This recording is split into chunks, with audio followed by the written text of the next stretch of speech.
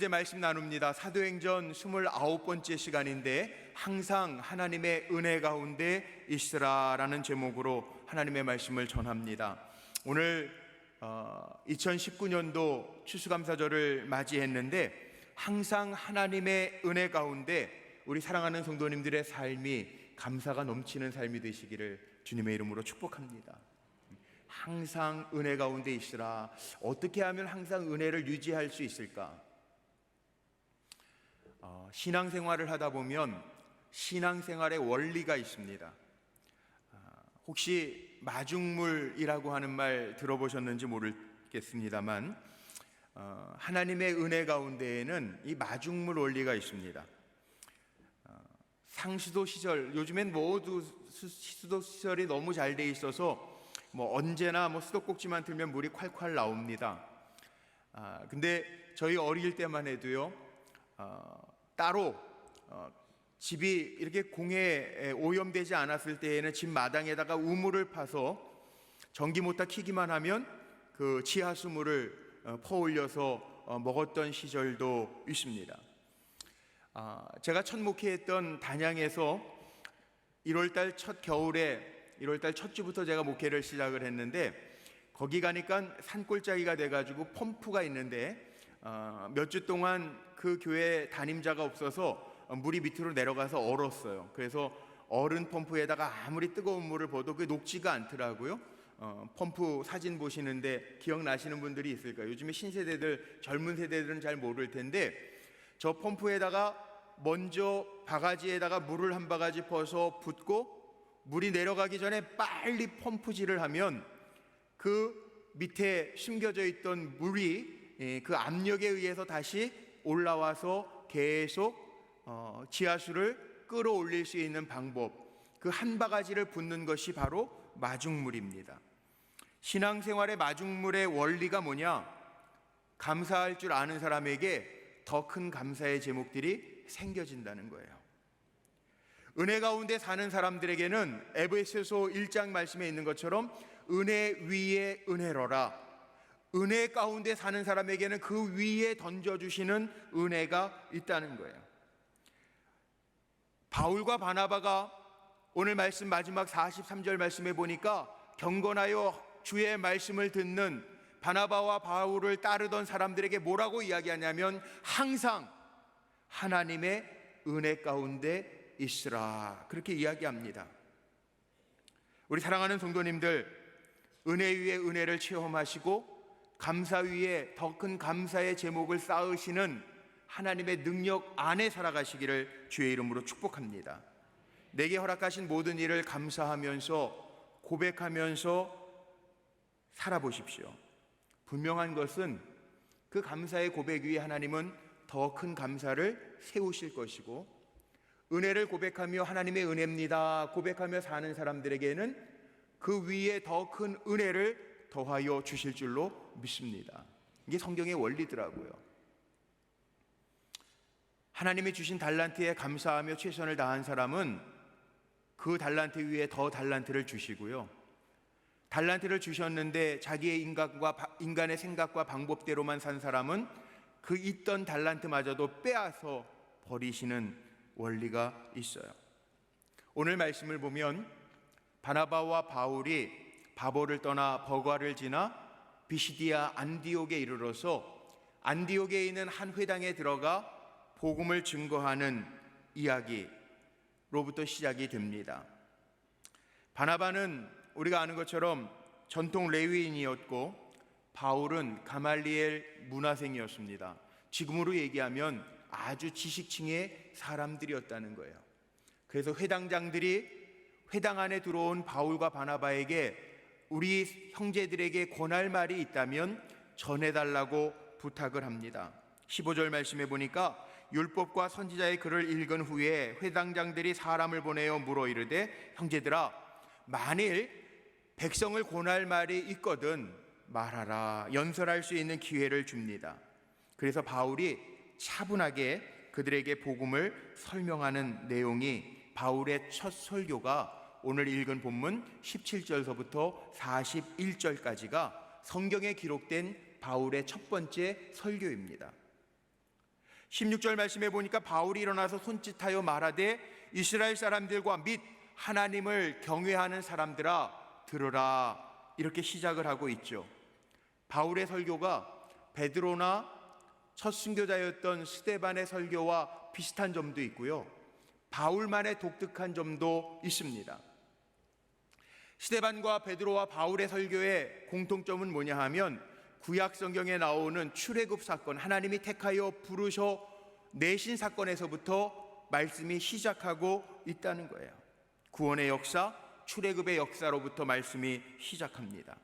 17절 말씀해 보니까 이스라엘 백성을 하나님이 택하시고, 우리 조상들을, 이스라엘 백성들을 택하시고 애굽 땅에서 나그네 된 그 백성을 높여 큰 권능으로 인도하여 내사, 이렇게 되어 있죠. 하나님은요, 약속이 있으신 하나님은 하나님의 백성을 반드시 인도하여 내십니다. 우리에게는 큰 권능이 없지만 하나님의 손에는 큰 권능이 있어 그 권능의 손으로 우리를 인도하여 내신다는 거예요. 우리는 그 인도하심에 순종하면서 감사하면서 따르면서 살면 반드시 하나님이 인도하여 내시는 은혜를 덧입게 될 줄로 믿습니다. 여러분 꼭 기억하세요. 하나님이 우리를 택하여 부르셨기 때문에 하나님은 우리를 죽을 길로 가도록 내버려 두지 아니하시고 큰 권능으로 건져내시는, 살게 하시는 하나님이시라는 거예요. 그래서 우리는 순종하면서 살면 됩니다. 우리 지난주 금요일 날 의료 선교를 다녀오신 우리 성도님들이 간증을 해서, 집사님들이 간증을 하셨는데, 한 집사님이 간증하면서 이런 얘기 하시더라고요. 왜 순종했는가, 왜 의료 선교를 갔는가, 그러면서 순종하기 위해서라는 거예요. 순종하시면 하나님 다 하신다는 거예요. 근데 하나님 일하시는 방법이 참 마음에 와닿는 마음. 하나님의 일하시는 방법을 보려면 순종하면 되는데, 하나님이 하시는 방법, 순종 어차피 해야 된다, 하나님이 명하신 건 해야 되는데 할 수 있는 방법은 두 가지밖에 없답니다. 맞고 할래, 안 맞고 할래. 참 도전이 됐어요. 예. 하나님이 좋게 말씀하실 때 순종하면은요, 하나님 다 열어가신다는 거예요. 예. 근데 순종하지 않으면 하나님이 하시기는 하시는데 맞고 하는 거예요. 목사도 설교하기가 참 힘든 이야기인데 집사님이 그렇게 목사님 대신해서 한다고 그러고 하시는데 그 맞는 것 같아요. 성경에도 보니까 그렇지 않아요? 추수감사절이라고 하는 게 뭐냐 하면 하나님의 인도하심을 기억하면서 하나님 감사합니다, 그렇게 고백하는 거예요. 한번 생각해 보세요. 2019년도 돌이켜 보세요. 추수감사절이 없으면 아마 한 주간 지나시면서, 저는 그렇게 한 주간 지나면서 금년도 한 해도 어렵고 힘들고 나라적으로도 그렇고 힘들고 어려운 때였지만 돌이켜 보니까 다 감사할 것 뿐이더라고요. 추수감사절이 뭡니까? 사실 하나님의 은혜를 갚는 절기가 아니에요. 우리가 착각해요. 하나님의 은혜를 우리가 어떻게 다 갚겠어요? 살게 하신 하나님의 은혜를 우리가 어떻게 다 갚을 수가 있어요? 그런데 갚을 수는 없지만 하나님의 은혜를 기억할 수는 있잖아요.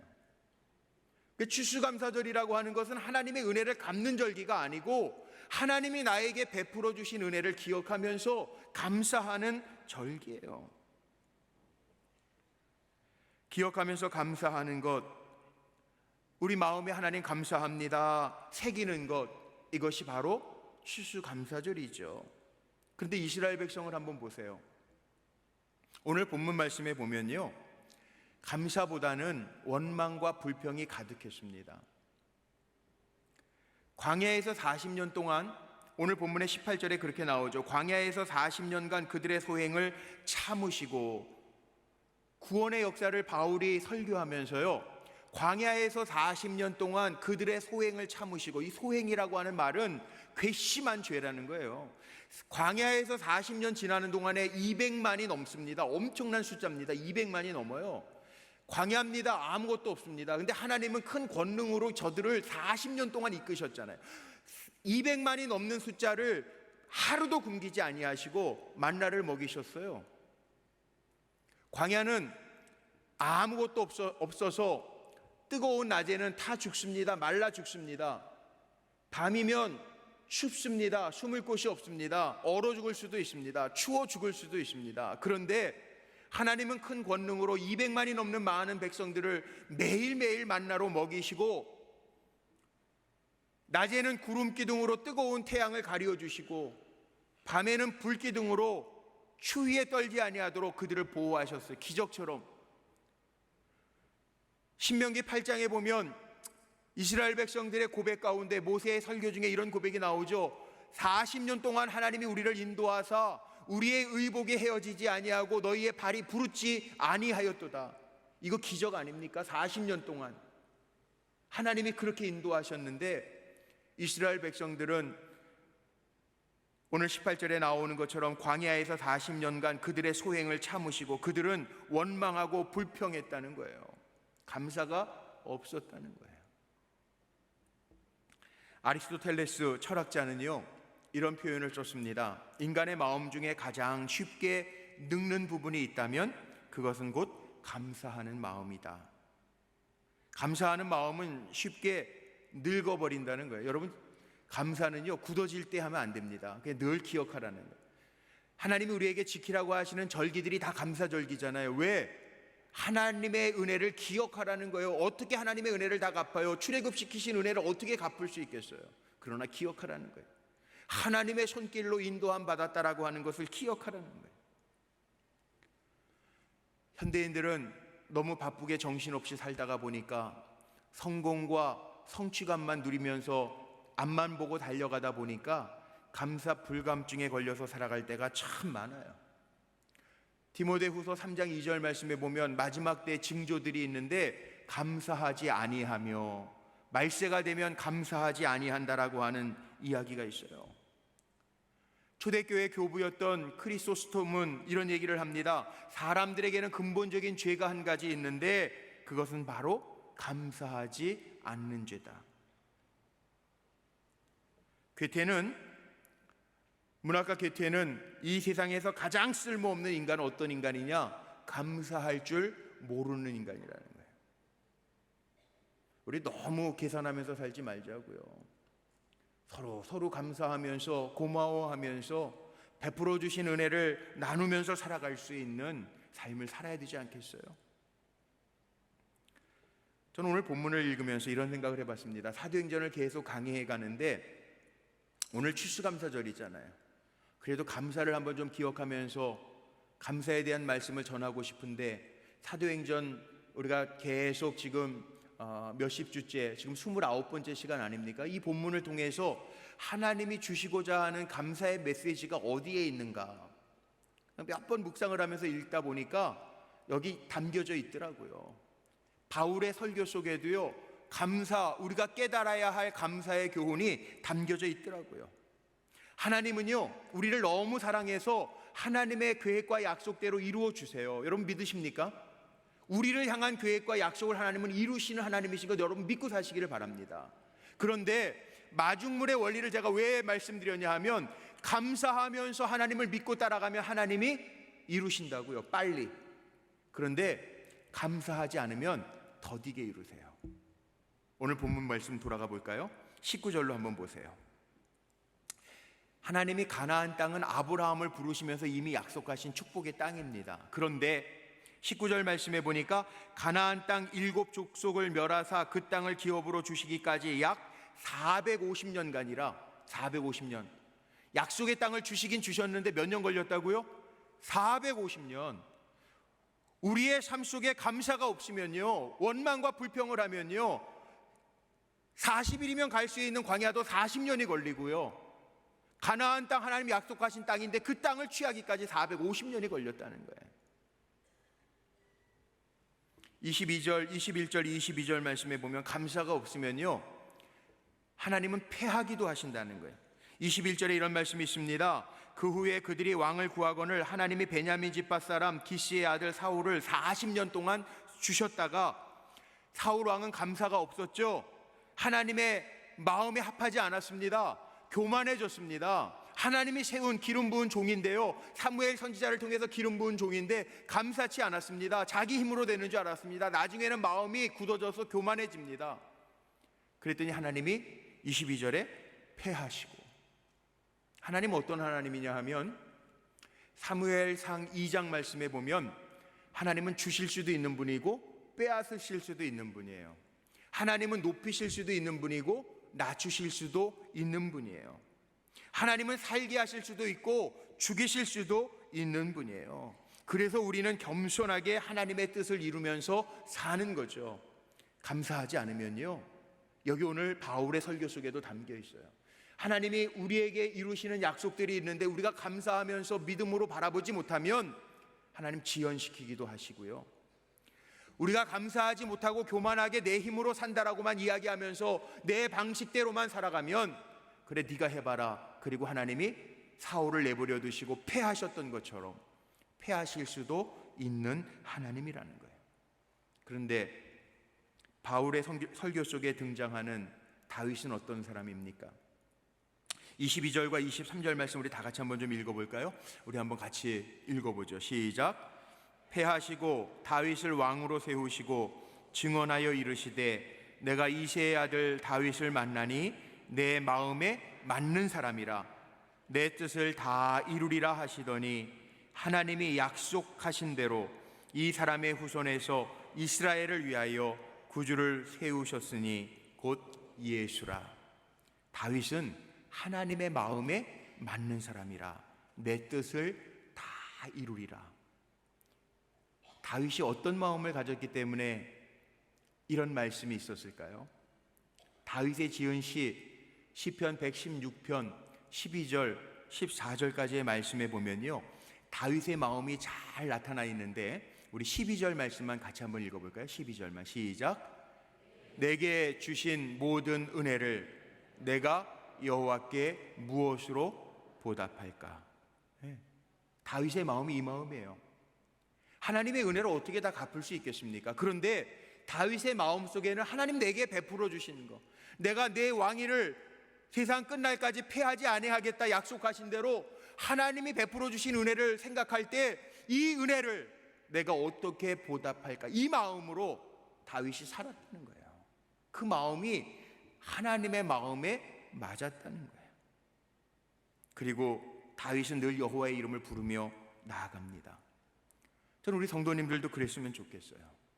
오늘 추수감사절을 만났지만 우리가 하나님의 은혜를 생각할 때 그 은혜를 다 갚을 길은 없습니다. 근데 적어도요, 다윗과 같은 마음, 하나님이 내게 한 해 동안 베풀어 주신 은혜를 생각할 때 이 은혜를 어떻게 보답할까, 이 마음으로 산다면 하나님의 마음에 합한 종이 될 줄로 믿습니다. 다윗의 용모는요 별로였던 것 같아요. 성경에 보면 이새의 아들 엘리압이 지나가니까 사무엘이 기름 부으려고 그래요. 용모가 준수하고 빼어나서 기름 부으려고 그래요. 그래서 하나님이 관둬라. 아니다. 다윗은 용모가 별 볼 일 없었던 것 같아요. 왜? 하나님이 사무엘에게 뭐라고 말씀하셨어요? 사무엘상 15장에 보면 이렇게 나오죠. 나는 용모, 사람은 용모를 보지만 나는 용모를 보지 아니하고 중심을 본대요. 그 얘기는 다윗이 용모는 엘리압보다도 부족했을 거예요. 그러나 그 마음의 중심은 하나님을 순수하게 사랑하는 마음이 있었다는 거죠. 그래서 내 뜻을 이루리라 말씀하셨어요. 하나님의 뜻이 뭡니까? 성경에는 분명히 나와 있어요. 하나님의 뜻이 뭐냐 하면 데살로니가전서 5장 16절에서 18절 말씀에 보니까 항상 기뻐하라, 쉬지 말고 기도하라, 범사에 내게 허락하신 모든 일에 감사하라, 이는 그리스도 예수 안에서 너희를 향하신 하나님의 뜻이니라. 내게 행하신 모든 일에 여러분 감사할 수 있습니까? 이게 하나님의 뜻이라는 거예요. 바울은 계속해서 이렇게 다윗은 하나님의 뜻을 이룬 사람이고 하나님의 약속대로 다윗에게서 메시아가 오셨다라고 하는 것을 23절로부터 37절까지 쭉 예수 중심의 설교, 복음, 예수에 대한 이야기, 철저하게 완전히 예수님에 대한 이야기를 하고 있습니다. 바울의 설교의 중심은요 오직 예수 그리스도였어요. 뭐라고 설교합니까? 23절에 보면 예수님이 구원자시라는 거예요. 우리 구주라는 거예요. 29절로 30절 말씀에 보면 예수님은 죽음을 이기신 분, 주님이 하나님께서 그를 다시 살리셔서 죽음을 정복하신 생명의 주인이시라고 이야기합니다. 예수님이 누구십니까? 예수님은 예언의 완성자이시고 성취자이라고 이야기합니다. 바울은 이방 전도자였기 때문에 베드로와 스데반이 유대인들이 가지고 있었던 설교하고 조금 다른 부분이 있어요. 복음으로 초청해요. 이방인들, 너희도 하나님께서 택하신 백성이라고 초청을 합니다. 38절로 41절에 나오는 말씀인데, 여기에 말씀해 보면 무엇보다 죄사함을 통한 구원을 선포하고 있고 복음으로 초청하고 있습니다. 사도 바울은 말에 굉장히 능한 사람이었죠. 사도행전을 읽으면 나중에 뒷부분에 가면 아그리빠 왕에게도 가서 복음을 증거하는 이야기들이 나옵니다. 왜 사도 바울이 이렇게 수사하게 능했는가? 그가 살았던 그리스 다소 출신 아닙니까? 다소에는 수사학이 발달했던 도시였어요. 사도 바울도 수사학을 배웠겠죠. 그래서 복음을 전하는 데에도 아주 힘있게 확실하게 핵심의 요지를 전합니다. 38절로 39절입니다. 우리 이 말씀은 복음의 중심이니까 우리 같이 읽어봐야 돼요. 우리가 전해야 되는데, 릴레이 다음 주에 정말 우리가 VIP들에게도 복음을 전해서 함께 예배해야 되는데 복음이 뭔지 이 말씀 안에 있어요. 같이 한번 38절 39절을 읽어볼까요? 시작.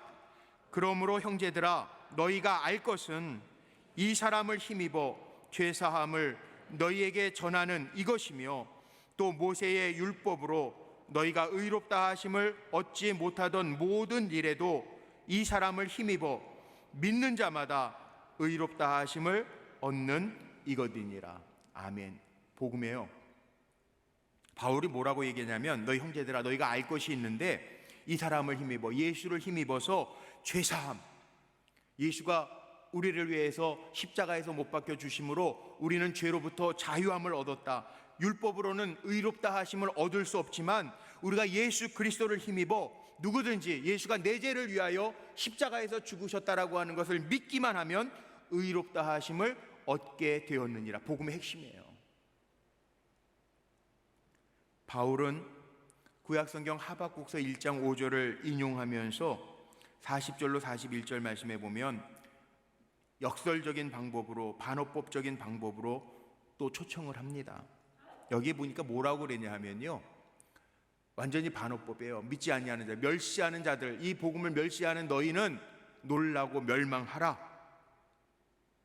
내가 너희 때를 당하여 한 일을 행할 것이니 사람이 너희에게 일러줄지라도 도무지 믿지 못할 일이라 하였느라 하니라. 아무리 전해도 믿지 않는 사람은 믿지 않을 거다. 놀라고 멸망해라. 이 얘기는 거꾸로 얘기하는 거거든요. 놀라고 멸망하라는 얘기가 아니라 믿음 안에 서서 항상 은혜 안에 있어서 믿고 주님 주시는 은혜를 누려라 라고 하는 말이에요. 그리스 유대인들에게는요, 헬라 유대인들에게는요, 이 반어법적인 언어가 굉장히 익숙한, 그 당시에 익숙한 언어, 강조법이었다는 거예요. 사도 바울은 그것을 알았기 때문에 강하게 외치는 거죠. 복음의 요약입니다. 다음 주에 있을 새생명축제를 준비하면서 제가 처음 교회에 오시는 분들에게 어떻게 복음을 증거해야 되는가, 이 바울이 오늘 첫 설교 가운데에도 복음의 중심을 이야기하는데 어떻게 이걸 쉽게 이해할 수 있게 할 수 있을까. 다음 주 설교를 준비하다 보니까 좋은 자료를 하나 발견했어요. 그래서 준비하다가 여기 오늘 말씀 바울의 설교가 이 내용이더라고요. 이게 인생의 비밀이고요, 복음의 비밀이고요, 사도 바울이 복음을 설명한 내용이 이 안에 있습니다. 우리 인생은요, 누구나 다 예외 없이 좋은 관계를 맺기를 원하고 물질의 성취를 얻기를 원하고 누구나 다 성공한 인생을 살기를 원합니다. 그런데요, 어느 누구에게나 예외 없이 하나님이 인간을 그렇게 만드셨어요. 인간을 영과 혼과 육으로 만드셔서 이 영적인 공허함이 채워지지 않으면 누구나 다 인생의 허무함을 느낀다는 거예요. 그 안에 인생의 허무함, 영적인 허무함은요, 하나님밖에 채울 수 없다는 게, 이게 복음이에요. 너무나도 중요한 진리죠. 근데 우리는 그거 잊고 살아요. 정신없이 살다가 아차, 그럴 때가 너무나도 많아요. 인생의 비밀이 어디 있어요? 그 채워지지 않는 부분에, 하나님만이 채울 수 있는 부분에 하나님으로 채우지 아니하면 어떠한 인생도 공허함에서부터 벗어날 수 없다는 거예요. 이게 복음이에요. 하나님을 채우기 위해서 우리는 아는데 아직 모르는 이들을 초청해서 예배하는 거죠. 사도 바울이 이 복음을 증거한 겁니다. 그랬더니 반응이 뭔지 아세요? 42절 말씀 보세요. 오늘 42절에 보니까 이렇게 나와 있어요. 그들이 나갈새 사람들이 청하되 다음 안식일에도 이 말씀을 하라 하더라. 다음 주일에도 이 말씀을 좀 전해주세요. 그렇게 회당장들이 바울과 바나바에게 요청했다는 거예요. 많은 사람들이 바울과 바나바를 따릅니다. 바울과 바나바가 오늘 43절 읽은 마지막 말씀에 오늘 제목 삼은 말씀, 우리 노란색만, 시간이 없으니까 노란색만 같이 한번 읽어봅시다. 크게 읽죠. 시작. 항상 하나님의 은혜 가운데 있으라. 이게 사는 길이에요. 바울을 따르던 많은 사람들에게 바울과 바나바가 이야기합니다. 항상 하나님의 은혜 가운데 있어라. 어제 우리 교회 수양회, 우리 뿌리반 새가족들 수양회, 또 떨기나무 우리 기존 교인들 수양회를 가서 하루 지내고 왔어요. 마지막 시간에 늘 간증 시간이 있습니다. 어제 뿌리반 17기였습니다. 근데 어제도 눈물바다였습니다. 왜 그런지 아세요? 감사의 고백이, 그동안 신앙의 연수들은 있는데 하나님을 만나고 성령의 충만함의 고백이 내 안에 고백되어지니까 눈물밖에 표현할 길이 없다는 거예요. 그게 인생이에요. 요즘에 새벽마다 요한복음 강해를 합니다. 요한복음에 보면 예수님이 나는 누구라, 나는 선한 목자라, 나는 생명이라, 나는 뭐뭐다라고 하는 예수님의 자기 표현이 있어요. 그 가운데 요한복음 4장 14절 말씀에 보니까 예수님이 이렇게 자기 자신을 표현했습니다. 내가 주는 물을 먹는 자는 영원히 목마르지 아니하리니 내가 주는 물은 그 속에서 영생하도록 솟아나는 샘물이 되리라. 주님 자신이 우리에게 영원히 목마르지 않게 하시는 영생의 샘물이 되신다라고 말씀하십니다. 오늘 말씀 제가 결론 내리고 마치려고 하는데, 바울이 이 첫 설교를 시작으로 이제 바울의 본격적인 사역들이 시작됩니다. 바울은 지금 이제부터 자신의 영이 아닌, 자신의 경험과 생각이 아닌 예수님이 우리에게 생명의 주인이심을 선포하고 다른 이방인들의 생명을 귀하게 여기고 가는 곳마다 자기가 아닌 주님을 높이는 복음을, 생명이 되시는 복음을 전하고 있습니다. 복음 전도자의 인생을 살아가고 있다는 거죠. 오늘 예배에 참석하신 우리 사랑하는 성도님들, 감사절은요 은혜를 갚는 절이 아니에요. 우리 갚을 수 없어요. 기억하는 거예요. 하나님 내게 은혜 베풀어 주셔서 하나님의 자녀 삼아 주시고 죽을 수밖에 없는 죄인인데 나를 살게 하셔서 나를 통해서 영광 받아 주시고, 이거 감사하면서 그 은혜를 기억하면서 내 가까이에 있는 가족들, 이웃들 살리기 위하여 복음을 전하는 거예요. 그래서 우리가 복음 전도자가 됩시다 인사하면서 이 생명을 나누는 일에 우리가 쓰임 받는 거죠. 우리 불꽃교회 성도님들도 바울이 전한 복음처럼 인생의 공허함이 아니라 그 공허함 속에 무엇으로도 채울 수 없는 그 공허 속에 하나님이 채워지고 예수의 생명력이 채워지고 그 생명력을 나누는데 쓰임받을 수 있는 거룩한 도구들이 다 되시기를 주님의 이름으로 축원합니다. 기도하시겠습니다.